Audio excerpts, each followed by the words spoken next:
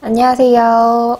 여러분들에게 도움이 될 소중한 약 정보를 알기 쉽게 전달해드리는 주둥실 팜입니다. 오늘은 다낭성 난소 증후군에 대해서 알아볼까 하는데요. 저희 약국에도 여성 환자분들이 굉장히 많으셔서 많이 관심을 가지고 계신 주제이기도 하고, 많은 분들이 실제로 겪으시는 증상들이 많이 관련되어 있는 경우가 많기 때문에 오늘 이 영상을 준비해 보았습니다. 그럼 지금부터 시작해 보겠습니다. 다낭성 난소증후군을 진단하는 것에는 세 가지가 있는데요. 먼저 초음파상으로 다낭성 난소 소견을 보이고, 두 번째로는 무월경이나 월경불순, 그러니까 희발월경이라고 하는데요. 1년에 8번 미만의 월경을 하는 비정상적으로 월경을 하고 있는 경우, 그리고 임상적으로 또는 혈중 농도로 고안드로겐 혈증으로 판단되는 경우, 이렇게 세 가지 중에 두 가지 이상에 해당이 되면 다낭성 난소 증후군이라는 진단을 받게 된다고 합니다. 다낭성 난소 증후군을 겪으시는 분들의 증상은요, 방금 말씀드린 것처럼 무월경이나 월경불순, 그리고 남성 호르몬의 과다로 인해서 탈모증, 다모증, 여드름과 같은 증상을 겪을 수 있습니다. 다낭성 난소 증후군의 원인에는 어떤 것들이 있을까요? 명확하게 밝혀지진 않았는데요. 70% 정도가 대부분 요즘 많이 이슈가 되고 있는 인슐린 저항성에 기인한다고 알려져 있습니다. 이뿐만 아니라 방금 말씀드렸던 고안드로겐 혈증 또는 에스트로겐과 같은 호르몬 분비 이상으로 다낭성 난소 증후군이 생길 수도 있습니다. 인슐린 분비가 많아지게 되면 SHBG라는 우리 몸의 성호르몬을 청소부의 역할을 하는, 조절하는 역할을 하는 물질이 제대로 작동을 할 수가 없게 되는데요. 이로 인해서 남성 호르몬이 과다하게 되고 배란을 정상적으로 할 수 없게 됩니다. 이로 인해서 배란이 되지 못한 난포들을 여러 개 관찰할 수 있는데, 이를 다낭성 난소라고 합니다. 다낭성 난소 증후군을 방치하게 되면요, 월경을 제대로 할 수 없게 되고 자궁 내막암과 같은 질환, 그리고 대사증후군과 같은 질환, 그리고 더 나아가서 불임의 원인이 될 수도 있기 때문에 주의가 필요합니다. 인슐린이 난소에 가서 남성 호르몬의 분비와 생성에 관여를 하는데, 남성 호르몬은 계속 과다하게 되고, 그리고 또한 체중 조절이 잘 안 된, 그리고 비만의 경우에는 인슐린 저항성이 또 높아지게 돼서 또 다낭성 난소 증후군의 원인이 되게 되고, 이렇게 겹치고 겹치는 원인들이 또 더 겹치게 되면 다낭성 난소 증후군의 위험이 더 커지게 됩니다. 첫 번째로 병원 진료가 필요한 경우에는 꼭 병원 치료가 우선적으로 되어야 하고요. 두 번째로는 아까 인슐린 저항성과 비만의 관련성이 굉장히 밀접하게 관련이 되어 있거든요.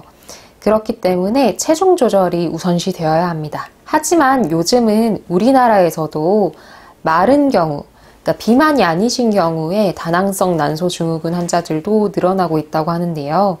이 경우에는 체중 조절이 1차적으로 답이 될 수가 없잖아요.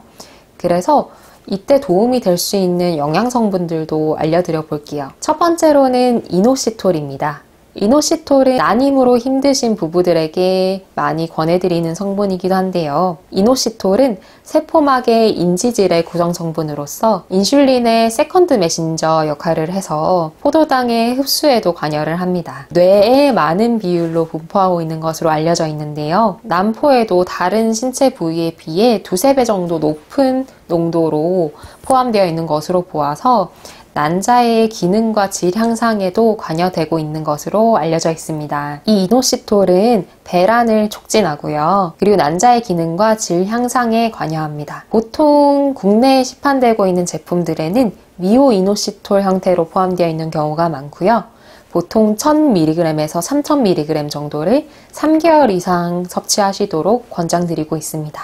이노시톨은 큰 부작용이 없는 것으로 알려져 있지만, 만약에 질환이 있으시거나 부작용이 느껴지시는 경우에는 보다 자세한 전문가와의 상담 후 섭취해 주시도록 해주세요. 두 번째로는 엽산인데요.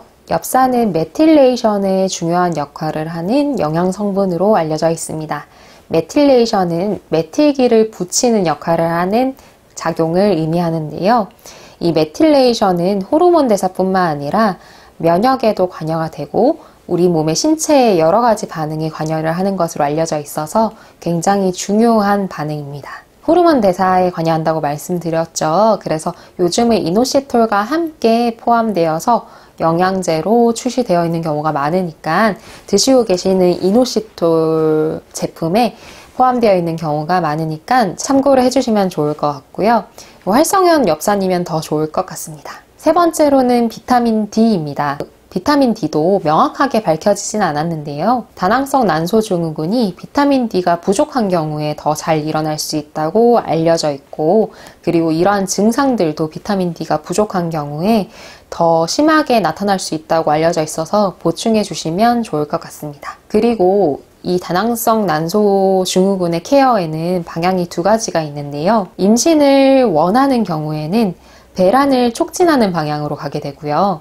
임신을 원하지 않는 경우에는 피임약을 적절하게 사용하는 것으로 방법들이 있습니다. 이노시톨은 그동안에 많은 분들이 난임 부부만을 위한 영양성분으로 알고 계신 경우가 많았는데요. 이노시톨의 경우에는 꾸준히 3개월 이상 섭취하셨을 시에 인슐린 저항성 지수를 개선하는 데 도움이 된다고 알려져 있으니까 호르몬 이상에 의해서 발생할 수 있는 증상들인 월경 주기가 불규칙하다든지 아니면 생리통이 너무 심하다든지 이런 경우에도 도움이 될 수 있으니까 가임기에 있으신 여성분들에게 선택지가 될 수도 있을 것 같아요. 그래서 섭취하시는 것을 고려해 보시는 것도 좋을 것 같습니다.